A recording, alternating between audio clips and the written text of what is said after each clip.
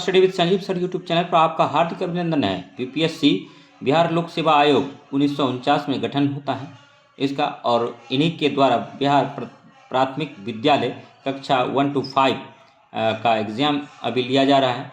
तो इसके लिए डॉक्टर रंजीत कुमार सिंह ने अपने निर्देशन में समान अध्ययन के लिए 20 प्रैक्टिस सेट निकाला है, जिसमें परीक्षा का पैटर्न पर आधारित है। ये प्राथमिक गणित है, मानसिक क्षमता परीक्षण है, सामान्य जागरूकता है, सामान्य विज्ञान है, पर्यावरण है, सामाजिक विज्ञान है, और भारतीय राष्ट्रीय आंदोलन है, और भूगोल है। तो अति महत्वपूर्ण है। इसमें क्वेश्चन थोड़ा जो है बीपीएससी थोड़ा सा डाउन है, यूँ कहे तो 63वीं 64वीं 65वीं और 66वीं 67वीं 68वीं का जो एग्ज़ाम हुआ, ठीक है, 68वीं को अगर छोड़ दें तो तमाम जो लेवल था वही लेवल रखा गया है लगभग। तो यहाँ से क्वेश्चन जो है आपके टीचर एग्जाम में निसंदेह बनेगा। थोड़ा सा अगर हार्ड करेगा, अगर इजी करेगा तो आप उसके लिए हम बता दिए हैं, आप किरण प्रकाशन का लगा सकते हैं। तो वीडियो में चलिए, आज जो है इससे पहले हम लोग, ठीक है, टोटल 12 सेट देख लिए थे। आज हम लोग 13वां प्रैक्टिस सेट देखेंगे। तो वीडियो अगर अच्छा लगेगा तो लाइक कीजिएगा, सब्सक्राइब कीजिएगा GS study with Sanjeev sir YouTube channel को। हाँ, एक क्वेश्चन और पूछा जाएगा कि बीपीएससी का अभी अध्यक्ष कौन है, तो अतुल प्रसाद हैं। उसको भी हम लोग नहीं भूल सकते हैं, बराबर वो परिवर्तन करते रहते हैं। तो देखिए, एक नंबर क्वेश्चन है, बौद्धों के विश्वास के अनुसार गौतम बुद्ध का अगला अवतार किसे माना जाता है? तो मैत्रेय को माना जाता है। यूपीएससी भी इस क्वेश्चन को पूछ चुका है, तो समझिए बीपीएससी भी पूछा ही होगा, तो इसीलिए पूछने की संभावना भी है। तो क्वेश्चन को ध्यान से देखिएगा। दूसरा क्वेश्चन है कि निम्नलिखित में से कौन सा मठ बौद्ध धर्म से संबंधित है? तो चैत्य है। और विजयनगर शासन कृष्णदेव राय का काव्य अमुक्तमाल्य किस भाषा में लिखी गई थी? तो तेलुगु भाषा में लिखा गया। कृष्णदेव राय के दरबार में जो है अष्ट दिग्गज रहते थे, शिवाजी के दरबार में अष्ट प्रधान रहते थे, तो ये भी याद रखिएगा। और कांसे की नृत्य करती हुई कन्या का कहाँ से प्राप्त हुई थी? तो सिंधु घाटी की सभ्यता मोहनजोदड़ो से प्राप्त हुई थी। जादू टोना और कर्मकांड संबंधित विधान किस वेद से लिए गए हैं? तो अथर्ववेद से लिए गए हैं। विक्रमशिला विश्वविद्यालय का संस्थापक कौन था? तो धर्मपाल था। और नालंदा विश्वविद्यालय के संस्थापक कौन थे? तो कुमारगुप्त थे। और इस दोनों विश्वविद्यालय का ध्वस्त करने का काम किसने किया? तो बख्तियार खिलजी ने किया, याद रखिएगा। 7 नंबर क्वेश्चन है, निम्नलिखित में से किसे दिल्ली सल्तनत में शामिल नहीं किया जा सकता? तो गुलाम वंश, सैयद वंश, खिलजी वंश, गौरी वंश। तो गौरी वंश हो जाएगा। नेक्स्ट देखिए, निम्नलिखित में से किसे दिल्ली सल्तनत में शामिल नहीं किया जा सकता? तो गौरी वंश को नहीं किया जा सकता। इसका एक ट्रिक है दोस्तों, GKTSL। जी से हो जाता है गुलाम वंश, के से हो जाता है खिलजी वंश, एस से हो जाता है GKTSL, टी से तुगलक वंश हो जाता है, और एस से सैयद वंश हो जाता है, एल से लोधी वंश। यही 5 वंश ने दिल्ली सल्तनत पर राज किया था। इसके बाद फिर मुगल आ गए थे।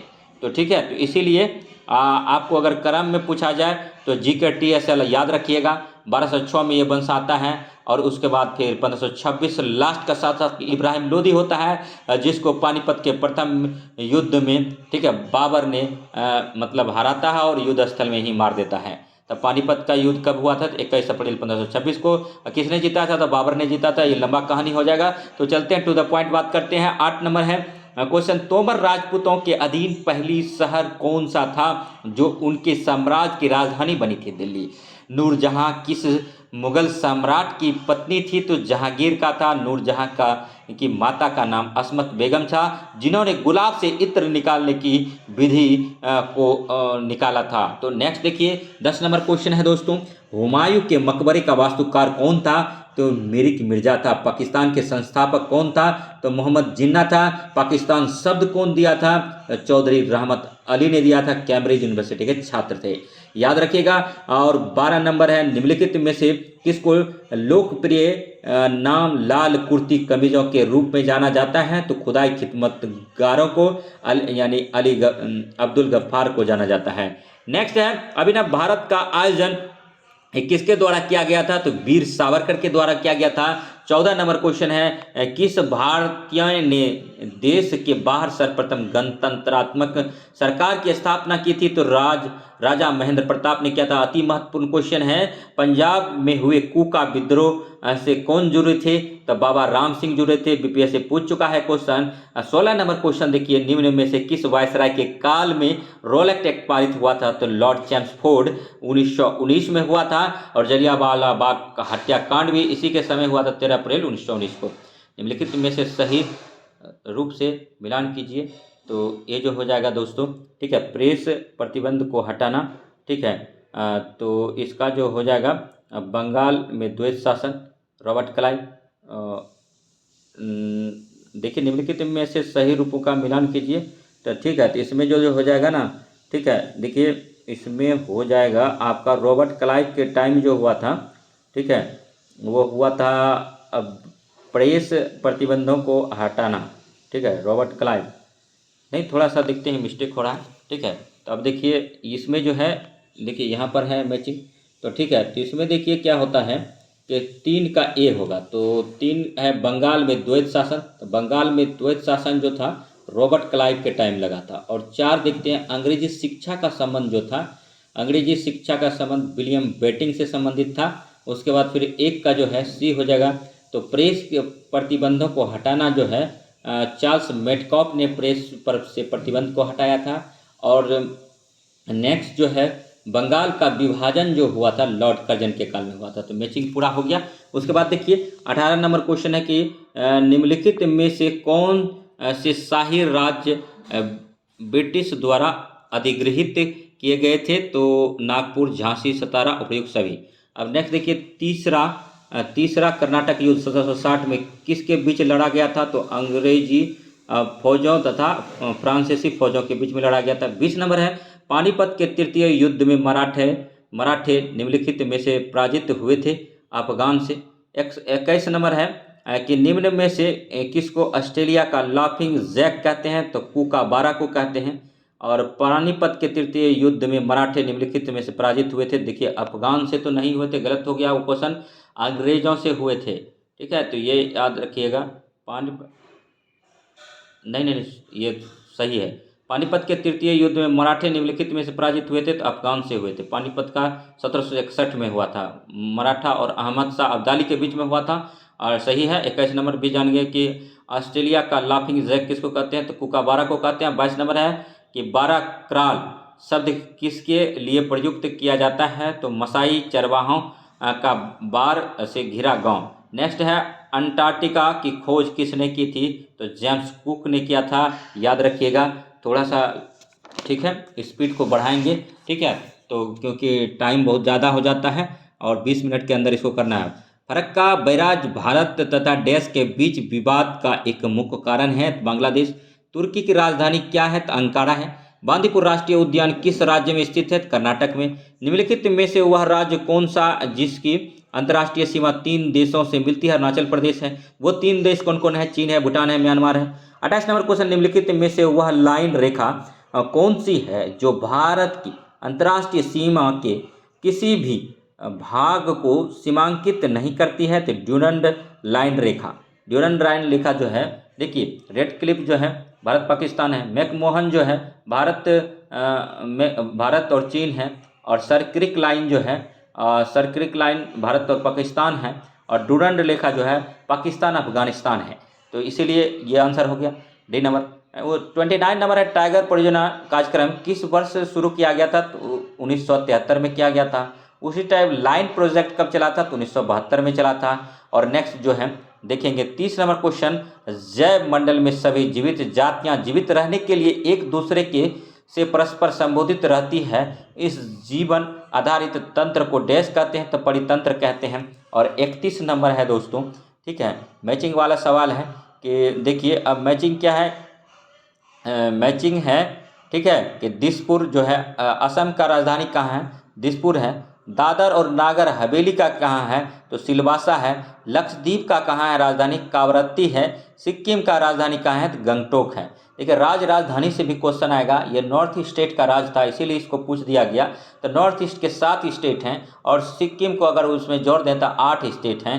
टोटल 8 का राजधानी आप लोग जान लीजिएगा, वहाँ का राज्यपाल और वहाँ का मुख्यमंत्री। नेक्स्ट देखिए 32 नंबर कहता है निम्नलिखित में से किसको भारत का पारिस्थितिकी तप्त स्थल कहा जाता है? तो पश्चिमी घाट को। दाचीग्राम राष्ट्रीय उद्यान कहाँ स्थित है? तो जम्मू और कश्मीर में।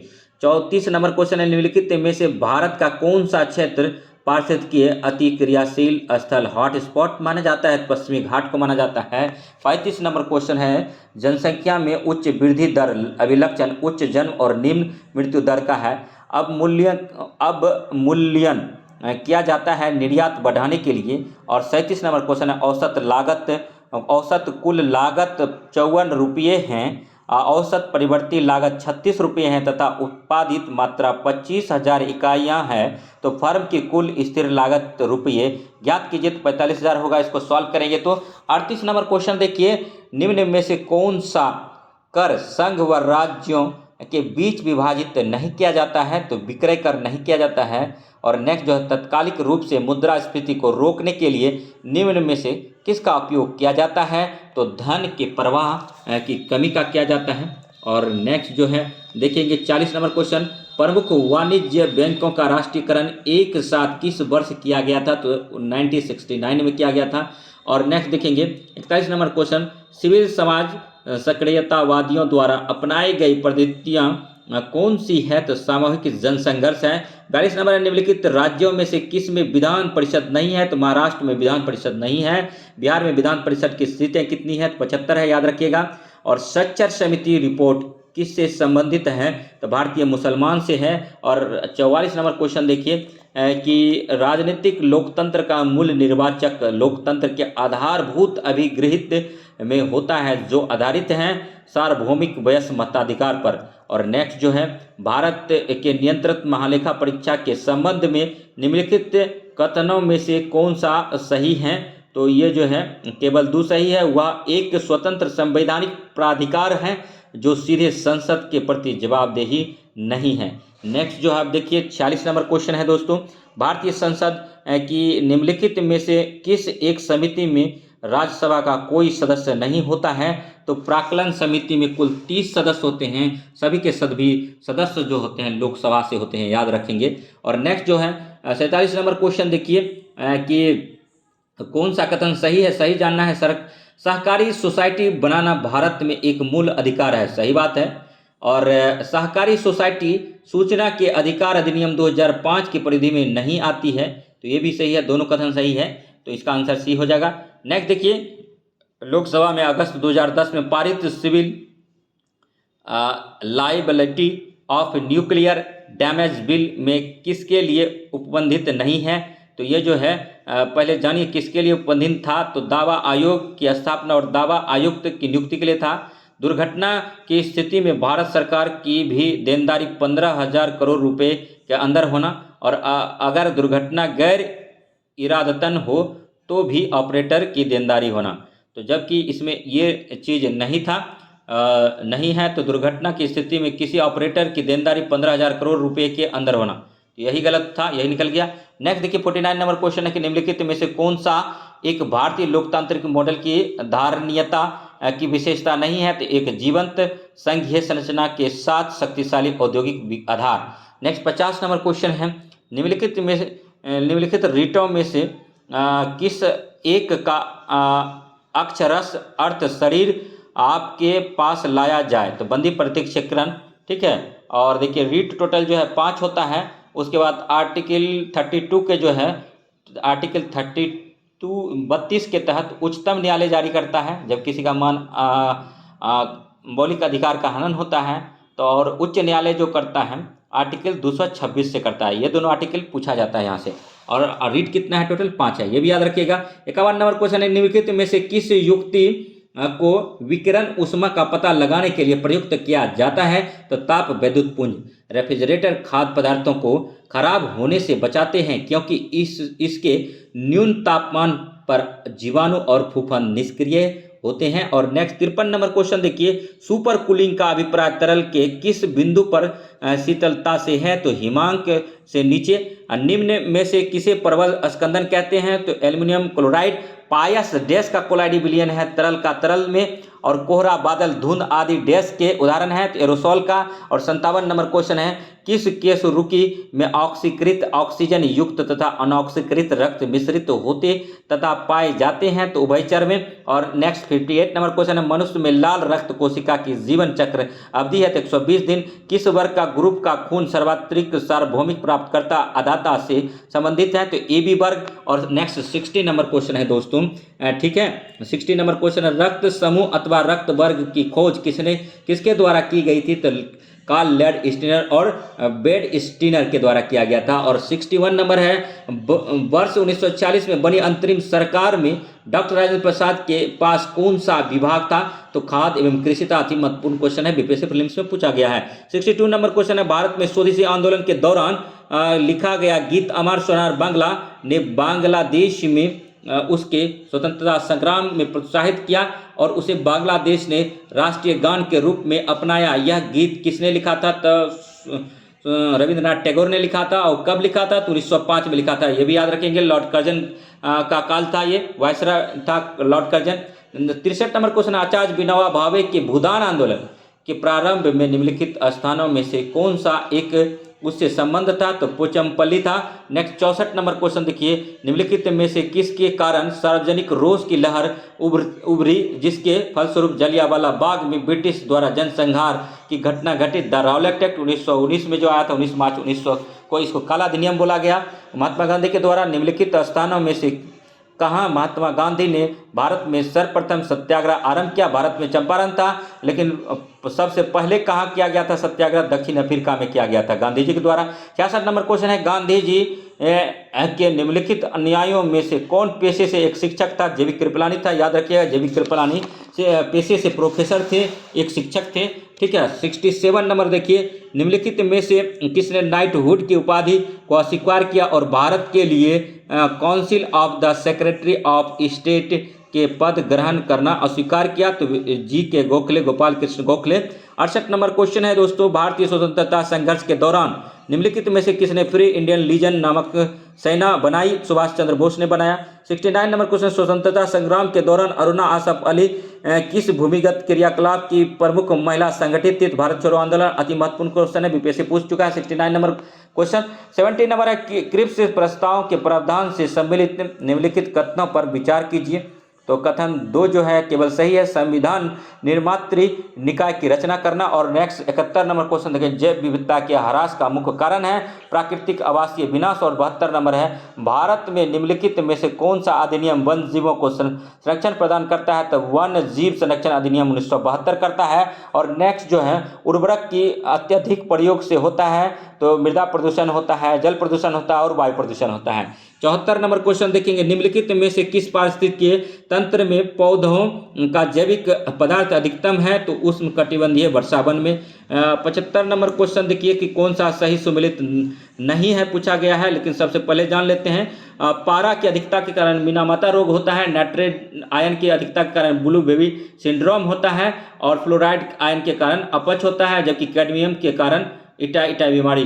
तो इसमें था निम्न में से कौन सा सही सुमेलित नहीं है? तो इसमें जो है ठीक है, ये बी ऑप्शन है, ठीक है। उसके बाद फिर देखते हैं 76 नंबर, थोड़ा सा बी में डाउट लगता है, ठीक है। तो थोड़ा देख लेते हैं कि 75 नंबर में एक्सप्लेनेशन देख लेते हैं थोड़ा, ठीक है, 75 नंबर का, ठीक है। तो 75 नंबर का जो एक्सप्लेनेशन है दोस्तों, ठीक है, 75 नंबर का एक्सप्लेनेशन देखिए। 75 नंबर में कहता है कि फ्लोराइड्स आयन की कमी से दांतों में सड़न होती है। फ्लोराइड्स की कमी में दांतों का एनामेल अर्थात दांतों की बाहरी परत कमजोर हो जाती है। तो 75 का डी हो जाता है। तो 75 का जो डी है, 75 का डी, ठीक है। तो थोड़ा सा हमको भी लग रहा था डाउट, ठीक है। 75 का डी आंसर होगा, गलती से मिस्टेक से बी लग गया है। देखिए, निम्नलिखित में से सही सुमेलित है। तो पारा जो है मीनामाता बीमारी होता है, पारा की अधिकता कैडमियम के कारण इटाई होता है, यूपीपीसीएस में क्वेश्चन पूछा गया है। और नाइट्रेट आयन की अधिकता कारण ब्लू बेबी सिंड्रोम होता है, जो कि फ्लोराइड्स के कारण ठीक है। दांत से ये बीमारी होती है, दांत झड़ने लगता है, अपच नहीं होता है, तो डी यहाँ गलत मैचिंग था। 76 नंबर है, निम्नलिखित में से कौन सा भारत में स्थापित प्रथम राष्ट्रीय उद्यान है? तो जिम कॉर्बेट राष्ट्रीय उद्यान है, उत्तराखंड में है, इसी का नाम हेली नेशनल पार्क था। और 77 नंबर क्वेश्चन है, निम्न में से कौन सा तंत्र सही सुमेलित नहीं है? तो carbon dioxide thermal power station और फ्लोरोकार्बन ऑटोमोबाइल, यही गलत है। और नाइट्रस ऑक्साइड जलमग्न धान के खेत और सल्फर डाइऑक्साइड ईंट के भट्टे, तो सुमेलित नहीं था, तो बी निकल गया। इसका देखिए 70, इसका भी एक बार देख लेते हैं, रीचेक कर लेते हैं, क्यों क्या पता गलती निकल जाए। 77 का जो है 77 का जो है बी जो है ऑप्शन सही होगा दोस्तों। 77 का बी ठीक है, एक्यूरेट है। और देखिए हवा में तैरते हुए श्वसन क्रिया सूक्ष्म जीवों का आकार होता है तो 5 माइक्रोन होता है। और मीथेन के बाद वायु गैस का मुख्य घटक इनमें से कौन होता है? कार्बन डाइऑक्साइड होता है, CO2 होता है। और 80 नंबर क्वेश्चन है कि निम्नलिखित युग्मों में से कौन सा सही सुमेलित है? तो बांदीपुर राष्ट्रीय उद्यान कर्नाटक में है, मानस जो है असम में है, और पेरियार वन्यजीव अभयारण्य केरल में है, जबकि सिमलीपाल राष्ट्रीय उद्यान ठीक है उड़ीसा में है। तो 81 नंबर है, निम्नलिखित में से कौन सा सही सुमेलित है? तो देखिए कार्टेजियना प्रोटोकॉल बायोसेफ्टी से है, बायोडाइवर्सिटी से है, स्टॉकहोम सम्मेलन अनवरत जैविक प्रदूषण से है, और मॉन्ट्रियल प्रोटोकॉल ओजोन परत से अति महत्वपूर्ण है। ये क्योटो प्रोटोकॉल जो है ग्रीन हाउस गैस का सांद्रता में कमी के मतलब अधिकता सांद्रण की अधिकता को दिखाता है, लेकिन इसको कमी करने के लिए क्योटो प्रोटोकॉल लाया गया था। तो आप जान गए कि कौन किससे है, इसमें से दो लास्ट का मॉन्ट्रियल प्रोटोकॉल ओजोन परत से और Kyoto protocol green house gas से संबंधित हैं। तो ये दोनों अति महत्वपूर्ण है, ध्यान देंगे। 82 नंबर क्वेश्चन है कि निम्नलिखित में से कौन सा सागरीय राष्ट्रीय उद्यान है? तो मन्नार की खाड़ी है। और 83 नंबर क्वेश्चन, निम्नलिखित में से कौन सा स्वशासन संरक्षण रणनीति का उदाहरण नहीं है?